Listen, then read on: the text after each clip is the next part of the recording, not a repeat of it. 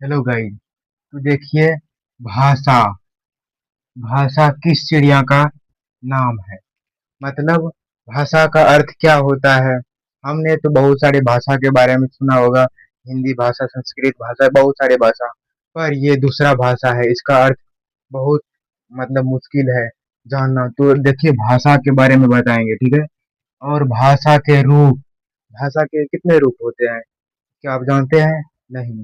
तो भाषा के रूप और फॉर्म्स ऑफ लैंग्वेज, बोली अपने घर और घर में जो बोलते हैं, हिंदी इंग्लिश या कोई भी भाषा जो अपने घर में ठेठी भाषा जिसे बोलते हैं, तो ठेठी भाषा जो बोलते हैं उसे क्या कहते हैं, उसके बारे में भी जानेंगे, ठीक है। उसके बाद लिपि, यानी हम सब जो जिस जैसे कि ओ, आखिर ये ओ हम बोल देते हैं कैसे कि ये ओ ही है, आखिर इसे पहचानते हैं हम कैसे? जैसे कि को, हमने इसे बचपन से जाना है कि पढ़ाया है, को है। पर ये को किसी ने चिन्ह तो दिया है, उसी प्रकार ये चिन्ह है।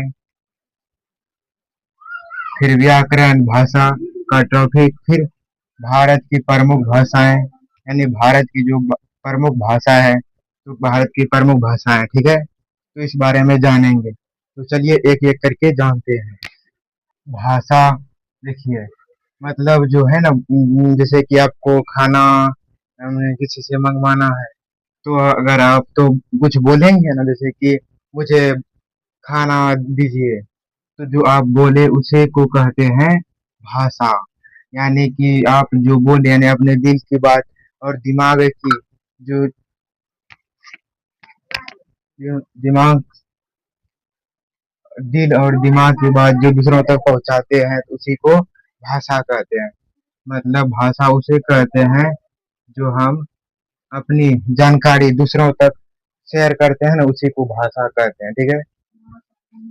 भाषा के प्रमुख रूप, तो भाषा के प्रमुख रूप, जो देखिए भाषा के रूप जो होते हैं, तो दो प्रकार के होते हैं। अब कौन कौन होता है, देखिए, एक होता है जो हम सब किसी से हाल चाल फोन करके बोलते हैं, हेलो कौन, तो उसी प्रकार से फोन करके बोलते हैं या किसी से बात करते हैं कहीं पर बैठकर, उसे हम कहते हैं बोली वाला, यानी कि मौखिक भाषा, ठीक है।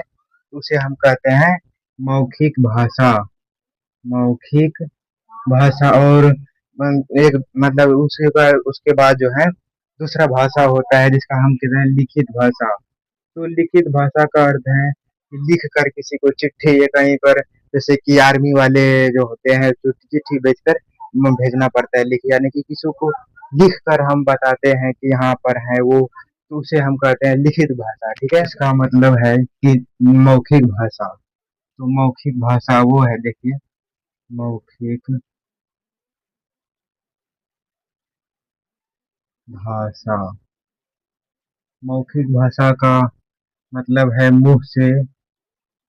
मुंह से जो भी बोले।